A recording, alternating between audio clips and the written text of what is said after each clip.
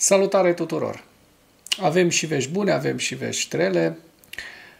Știm că un avion Mirage 2000 s-a prăbușit. Din fericire, pilotul ucrainean a reușit să se catapulteze. Vedem din ce cauză s-a întâmplat acest lucru.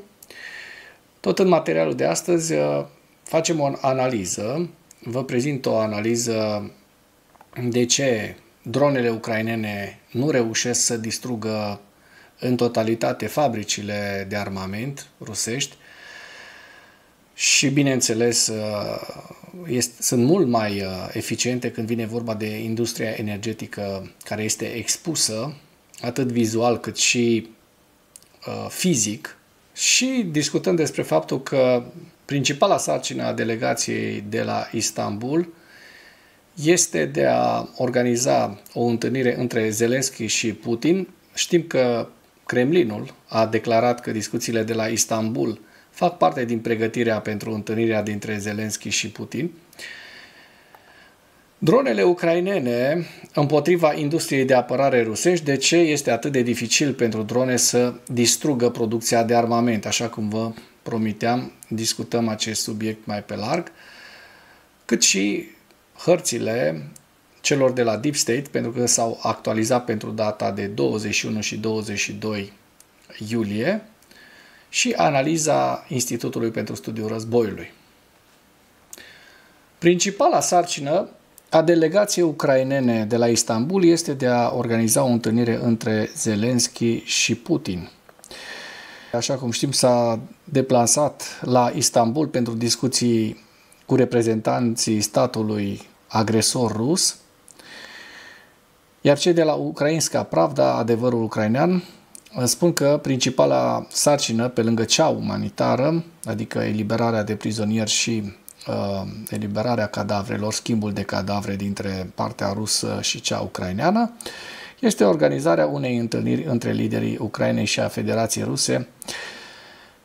Următoarea rundă de negocieri ucraineano-rusă este programată pentru data de 23 iulie, de la orele 19, adică astăzi, la Istanbul, Turcia. Mai știm că secretarul de presă al Rusiei, al lui Putin, Dmitri Peskov, a declarat că întâlnirea de la Istanbul face parte din pregătirile pentru o posibilă întâlnire între cei doi președinți, Zelensky și Putin. Kremlinul a declarat că discuțiile de la Istanbul fac parte din pregătirea pentru întâlnirea dintre cei doi. Secretarul de presă al liderului rus, Dmitri Peskov, a declarat că întâlnirea de la Istanbul face parte din pregătirile pentru o posibilă întâlnire dintre cei doi președinți, lucruri pe care le relatează agenția de presă rusă RIA Novosti, cât și canalul Telegram. Ați ascultat Farul, ce nume e frumos, nu? Toată munca care trebuie desfășurată pentru a se ajunge la un acord asupra memorandumurilor este pregătirea pentru întâlnirea liderilor țărilor. Subiectul negocierilor este destul de complex, pe lângă alte aspecte, desigur va fi necesar să se discute chiar acele proiecte de memorandumuri care au fost schimbate în timpul celei de-a doua runde, a declarat Peskov pentru Interfax. Electronica Mirage 2000 s-a defectat și astfel a căzut avionul Mirage 2000 și s-a scufundat într-o mlaștină din Volhynia. Incidentul este investigat de către Biroul de Investigații de Stat ucrainean. Biroul de Investigații desfășoară o anchetă preliminară privind prăbușirea unui avion militar Mirage 2000 în Volhynia. Accidentul a avut loc în seara zilei de 22 iulie pe unul dintre aerodromurile din regiune, în timpul unei misiuni de zbor de luptă. Imediat după incident, anchetatorii și agenții Direcției Teritoriale a Biroului de Stat de Investigații din Liov s-au deplasat la fața locului pentru a vedea despre ce a fost vorba în acest accident aviatic. S-a stabilit preliminar că după decolare, pilotul a informat pe directorul de zbor despre o defecțiune electronică critică. Avionul a căzut într-o zonă nelocuită și s-a scufundat într-un crater inundat din zona mlăștinoasă. Datorită acțiunilor profesioniste ale pilotului a fost posibil să se evite victime civile și distrugeri la sol. Pilotul s-a catapultat la timp și a fost găsit rapid de o echipă de căutare și salvare. Pilotul este bine din ce se vede în această informație. Evenimentul este clasificat în temeiul articolului 416, partea a doua din Codul Penal al Ucrainei. Da, nu mai insistăm pe acest lucru. Trecem la știrea inițială. Forțele aeriene ucrainene raportează prăbușirea unui Miraj 2000. În timpul unui zbor de seară, așa cum vă spuneam, pe data de 22 iulie, adică ieri, avionul de vânătoare Miraj 2000 a suferit o defecțiune a echipamentului aeronavei, iar pilotul s-a catapultat cu succes, s-a ejectat. Yuri Ignat, șeful departamentului de comunicație al Comandamentului Forțelor Aeriene ale Ucrainei, într-un comentariu pentru Adevărul Ucrainean, spune: în seara zilei de 22 iulie 2025, în timp ce efectua o misiune de zbor pe un avion de vânătoare Miraj 2000, a avut loc o defecțiune a echipamentului aeronavei pe care pilotul a raportat-o directorului de zbor. Apoi a acționat competent, așa cum era necesar în situații de criză, și s-a ejectat cu succes. Cazurile de defecțiune ale aeronavelor nu sunt neobișnuite în lume, așa că Comisia va stabili cauza acestui accident aviatic. După cum se știe, Miraj 2000 este o aeronavă cu un singur motor și, între timp, am și aflat despre cauze. Cauzele sunt de natură de electronica aeronavei. Dacă până în acest moment ai găsit informații utile în material, contribuie cu un like și cu o distribuire a acestui videoclip pentru a ajunge la cât mai multă lume.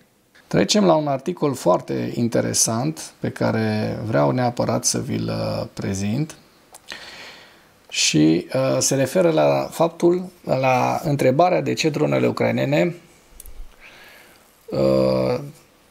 reușesc mai greu să pătrundă și să distrugă obiective militare și obiective din industria militară decât cele din industria energetică. Și știm că în ultimii 2 ani jumate, dronele ucrainene cu rază lungă de acțiune au atacat depozitele rusești, poziții radar cu echipamente scumpe și au dezactivat aeroporturi, ceea ce obligă inamicul să întârzie apărarea aeriană, să investească resurse în protejarea instalațiilor și să sufere pierderi financiare. În cele din urmă, acest lucru are și un anumit efect psihologic, deoarece inamicul resimte războiul pe propriul teren. Însă deosebit de remarcabile au fost și atacurile asupra infrastructurii energetice rusești, ca răspuns la terorismul cu rachetele Shahed, pe care rușii continuă și în acest moment să-l facă împotriva Ucrainei.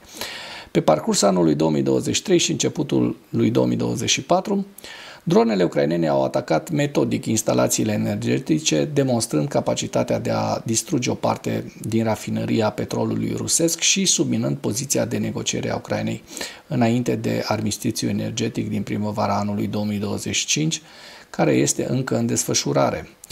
Pauza reciprocă a atacurilor energetice a mutat accentul atacurilor la distanță către țintele militare-industriale, dar sunt atacurile asupra complexului de apărare la fel de eficiente ca atacurile asupra rafinăriilor de petrol?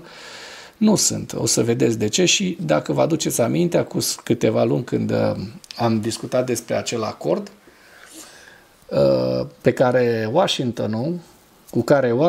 cu care Donald Krasnov Trump a forțat mâna Ucrainei, v-am spus că acest lucru este un acord în defavoarea Ucrainei și în favoarea Rusiei. Și iată că se adeverește.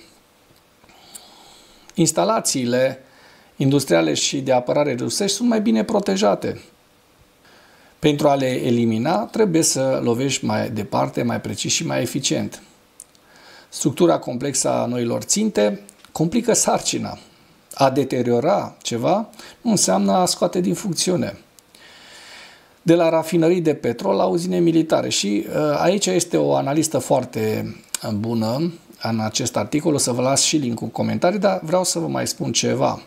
Confirmarea rezultatelor reușite se face prin geolocalizarea videoclipurilor publice și a imaginilor din satelit. Știm că analiștii OSINT și alți analiști colectează videoclipuri de pe rețelele sociale și determină coordonatele obiectivului prin triangulație după repere caracteristice, clădiri, teren, rețeaua rutieră, etc. De asemenea, aceștia acordă atenție declarațiilor oficiale pe care le compară cu propriile fotografii din satelit. Și vedem foarte bine, de exemplu, acest exemplu în care compararea imaginilor din arhivă și a celor actuale din satelit de diferite rezoluții ne permite să identificăm urme de incendii și pagube, acoperișuri distruse, hangaruri arse. În plus sunt analizate postările bloggerilor militari, canalele Telegram și bazele de date deschise. Toate acestea împreună oferă un nivel relativ ridicat de încredere în fiecare caz documentat. Și aici vedem, de exemplu, o statistică că în perioada 1 ianuarie-19 martie 2025, Ucraina a atacat activ infrastructura energetică din spatele liniei frontului, din interiorul, în adâncimea Federației Ruse, ceea ce a culminat cu ultima avare clară confirmată a unei instalații energetice la CNE Kazavsinskaya și a fost înregistrată în această perioadă, un total de 32 de atacuri reușite, dintre care 24 asupra instalațiilor energetice, 7 asupra industriei de apărare rusești și una asupra infrastructurii militare, aerodromuri, depozite, unități militare. Deci, în această perioadă cuprinsă de 78 de zile, 11 săptămâni și un pic, a rezultat o frecvență medie de 2,9 lovituri reușite pe săptămână, deci aproape 3 lovituri pe săptămână. În a doua perioadă, din 20 martie până în 30 iunie, 20 martie, de când s-a semnat acel acord imbecil, prin care Ucraina nu mai poate ataca industria de petrol rusească, dinamica s-a schimbat. Numărul total de atacuri reușite confirmate a fost de doar 24, dar cu o distribuție complet diferită. 19 asupra industriei de apărare rusești, 5 asupra infrastructurii militare și, așa cum se poate vedea, 0 asupra instalațiilor energetice, de unde erau 24 în prima perioadă a anului.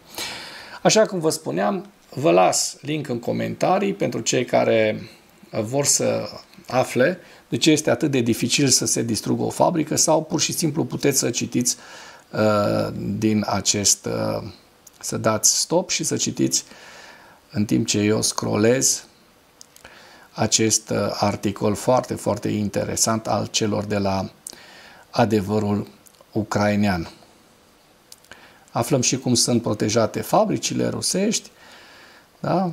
Au tot felul de sisteme, sunt, pe lângă faptul că sunt apărate cu sisteme antiaeriene, sunt și ascunse în adâncime, deci aici, ca să distrugi o astfel de fabrică, ar trebui, bineînțeles, niște rachete speciale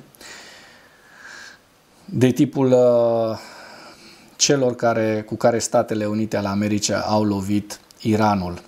Lucru care nu știu dacă o să aibă vreodată, la care o să aibă acces Ucraina vreodată, dar chiar dacă vor da ucrainenilor rachetele Tomahawk, eu cred că se va întâmpla, va fi o diferență în acest război.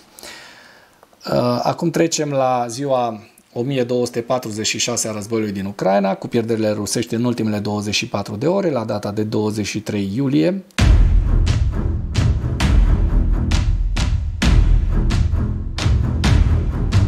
...970 de militari, 3 tancuri, 2 vehicule blindate de luptă, 42 de piese de artilerie și un lansator de rachete. Lista pierderilor rusești o vedeți în această imagine. Trecem la hărțile Deep State să vedem evoluția frontului din Ucraina în ultimele 2 zile, de la data de 20 până la data de 22 iulie. Vedem că în Herson și Zaporojie nu au existat avansuri rusești. Din păcate, în zona Niprului, așa cum se pot vedea în această imagine, rușii au reușit să avanseze în aceste 3 zone. Se pot vedea foarte bine la sud de Mârne. Aici este vorba de o suprafață undeva la 2 km pătrați. Aici este vorba de undeva la 4 km pătrați, la fel și aici. Deci în jur de 10 km pătrați capturați de ruși în ultimele 2 zile. Vedem și zona Pokrovskului și se poate observa foarte bine că la nord de Pokrovsk rușii au avansat în ultimele 48 de ore, de fapt, când ne uităm din perioada 20-22, și vorbim aici despre un avans de aproximativ 4-5 km pătrați, nu mai mult, în această zonă. Și mergem mai la nord, între Toretsk și Ceasoviar, pentru că rușii au avut și acolo un avans în această zonă, reușind să captureze Dilivka, o zonă la nord-vest, la nord-est de fapt, că aici este Toretskul, iar zona este capturată este în această direcție, așa cum se poate observa din această animație. Vorbim aici despre aproximativ 4-5 km pătrați capturați de ruși. La Ceasoviar, așa cum se poate vedea, n-au fost avansuri, dar vedem că dacă ne îndreptăm spre zona Kupianskului, la sud de Kupiansk, rușii au reușit de asemenea să captureze aproximativ în total în aceste 2 zone, estimez undeva la 6 km pătrați. Deci acest lucru nu este îmbucurător. În zona Vovceanskului, de asemenea, lucrurile sunt stabile și, așa cum se poate vedea, și în zona Sumă, în regiunea Sumă, frontul este stabil, nu au existat avansuri. Deci, în total, rușii în ultimele 2 zile au avut un avans undeva la 20-25 de kilometri pătrați. Trecem la evaluarea campaniei ofensive rusești la data de 22 iulie. În estimarea, în evaluarea analiștilor Institutului pentru Studiul Războiului cu principalele știri, grupul rusești de sabotaj și recunoaștere ar fi avansat recent în sudul orașului Pokrovsk, în timp ce forțele rusești continuă să-și urmărească obiectivul operațional de a încercui orașul. Este o știre care încă nu este confirmată, așa că nu insistăm asupra ei, dar vom ține cont când vom verifica hărțile Institutului pentru Studiul Războiului, cât și ale celor de la Deep State. Delegațiile ucrainene și ruse se vor întâlni pe 23 iulie la Istanbul, adică astăzi, pentru a 3-a rundă de negocieri bilaterale, dar oficialii Kremlinului deja resping și subliniază viitoarele discuții. Planurile de reînarmare pe termen lung raportate de Rusia indică în continuare că Kremlinul se pregătește pentru un potențial viitor conflict cu NATO. Autoritățile ruse i-au reținut recent pe viceguvernatorul regiunii Briansk, Nicolae Simonenko, și pe fostul viceguvernator al regiunii Belgorod, Rustem Zainulin, probabil ca o parte a eforturilor continue ale Kremlinului de a atrage pe oficialii locali drept țapii spășitori pentru eșecurile mai mari ale securității frontierelor rusești, în urma incursiunii Ucrainei în regiunea Kursk din august 2024. Autoritățile ruse au vizat un canal Telegram care a dezvăluit rolul Rusiei în doborârea unui avion al Azerbaijan Airlines la sfârșitul lunii decembrie 2024, ca parte a unei campanii mai ample de cenzură a canalelor Telegram, care sunt critice la adresa Kremlinului. Forțele ruse au executat recent un civil în direcția Liman. A fost o știre ieri și au fost niște imagini pe care n-am putut să vi le prezint, pentru că din nou aș fi primit interdicție de pe canal, pentru că anumite lucruri nu se pot publica. Au fost imagini care arătau mai mulți bărbați îmbrăcați în uniforme militare rusești, agresând și împușcând un civil care se afla pe bicicletă pe o stradă din apropierea orașului Troitske, lângă Liman. Și bineînțeles că Curtea Penală Internațională prevede că atacurile intenționat directe împotriva populației civile sau împotriva civililor care nu participă direct la ostilități constituie o încălcare gravă a legilor și obiceiilor aplicabile în conflictele armate internaționale în cadrul stabilit al dreptului internațional. O să vedem cum acționează Curtea Penală Internațională de la Haga. Acest incident este un indiciu al brutalității cu care Rusia îi tratează pe ucrainenii care trăiesc sub ocupație rusească. Vedem hărțile institutului la data de 22 iulie cu direcția Sumă, Lugansk, Svatove Kremina, Donetsk, Toretsk, sud-vestul Toretskului, Pokrovsk, Zaporojie și Herson. Și cu acest ultim detaliu închei materialul nostru de astăzi cu îndemnul: dacă ați găsit informații utile în acest videoclip, să nu ezitați să-l distribuiți pentru a ajunge la cât mai multă lume. Mulțumesc mult!